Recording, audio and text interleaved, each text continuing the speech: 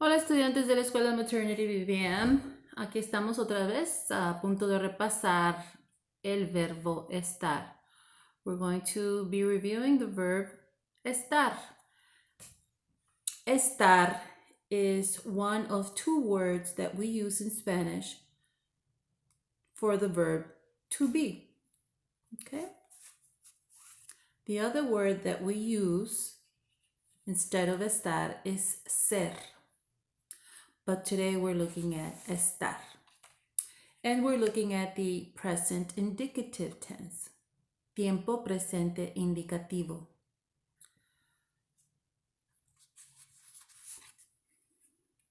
We use the verb estar when we want to express how we're feeling, or when we want to say what our emotions are, when we want to talk about what we are engaged in or what we are normally engaged in at a given time.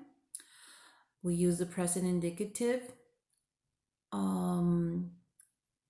for that purpose, to express what we're engaged in, what we are normally engaged in at a given time.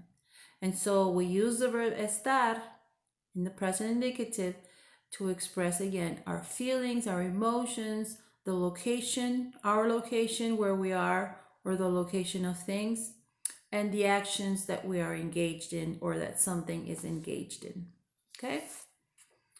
So a phrase that can help us to remember when to use the verb estar is this phrase that rhymes.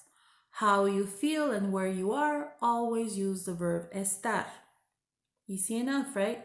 How you feel and where you are, always use the verb estar. That should help you. So, another thing that you should know is that the verb estar is an irregular verb. In Spanish, we have AR verbs, ER verbs, IR verbs, and we've looked at those. And many verbs, or most verbs, are regular verbs. You use the stem of the verb, word, and you add endings. Every tense has its own endings, right? So, estar is an irregular verb. It has its own endings that, even though the word estar ends in AR, the endings for the verb estar are not going to be the same as the endings for regular verbs in the present indicative tense. Okay, let's start. So we're going to look first. So you have first the pronoun, and then you have your verb estar, the conjugation for the pronoun for the verb estar. So please note that est, est, is the root word of the verb estar, okay? And then the underlying part is the ending for this particular pronoun. And in Spanish, you don't need to mention or verbalize the pronoun. If you say estoy, we will automatically know that you're talking about this pronoun because of the ending. Something that can help you remember what the ending is for yo, for the verb estar in the present indicative, is this. Hoy is the inversion of yo, right? Yo estoy. Repita. Yo estoy. I am.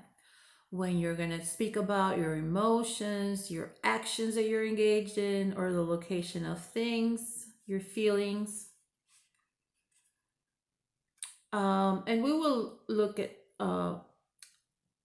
other occasions when you use the verb estar. Okay? In Spanish, we have two words for the pronoun you. One pronoun is tú, and you use tú to express familiarity. You use it with friends, people you know well, people you are close to, like your immediate family. So we say, you are, tú estás. Again, our root word is est, and this is the ending for the present indicative tense. Tú estás. Tú estás. You are. Usted está. Usted está.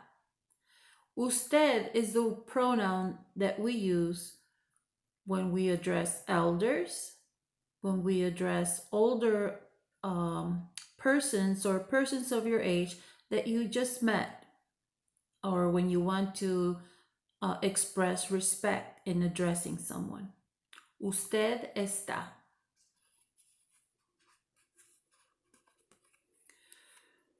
For he is or it is, you say él está. Él está. For she is or it is, in the case of a feminine noun, you would say ella está. Ella está. And again, this is the letter ella. Its sound is j. Ella está. So we would not say ella. We would say ella. She is.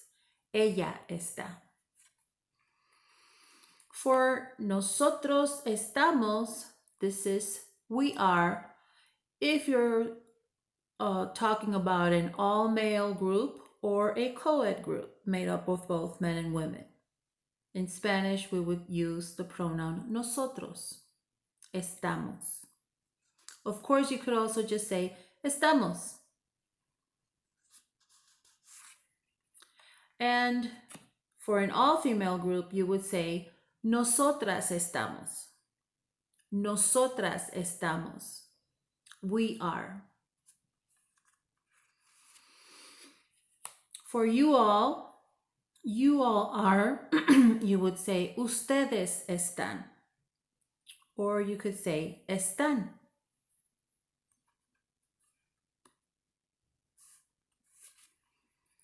For they are, in the case of an all-male group or a co-ed group, you would say ellos están. Ellos están. And for an all-female group, you would say ellas están. Ellas están.